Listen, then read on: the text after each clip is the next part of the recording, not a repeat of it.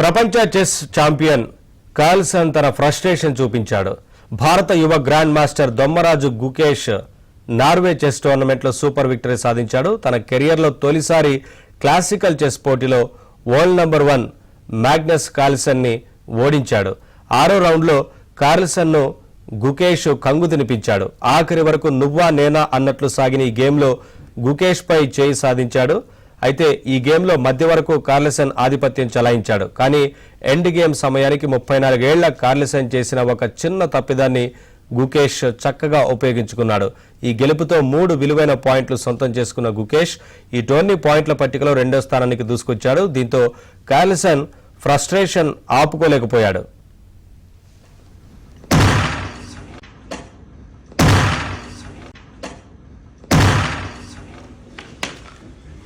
Oh my God!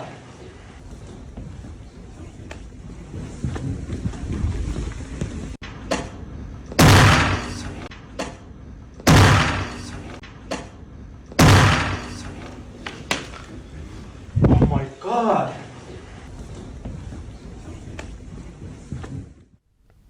యువ grand master చేతిలో ఓటమిని ప్రపంచ చెస్ దిగ్గజం కార్ల్సన్ తట్టుకోలేకపోయాడు. తీవ్ర అసహనానికి గురైన మాగ్నస్ ఓ మై గాడ్ అంటూ పిడికిలతో ఒక్కసారిగా చెస్ బోర్డు టేబుల్ను బలంగా కొట్టాడు. అనంతరం గుకేష్కు 2 సార్లు సారీ చెప్పి వెంటనే అక్కడి నుంచి వెళ్లిపోయాడు. అదేవిధంగా వరల్డ్ నంబర్ 1 ఆటగాడిని ఓడించిన గుకేష్ కాసేపు అలానే సైలెంట్గా ఉండిపోయాడు. ఇందుకు సంబంధించిన వీడియో ప్రస్తుతం సోషల్ మీడియాలో వైరల్ అవుతోంది.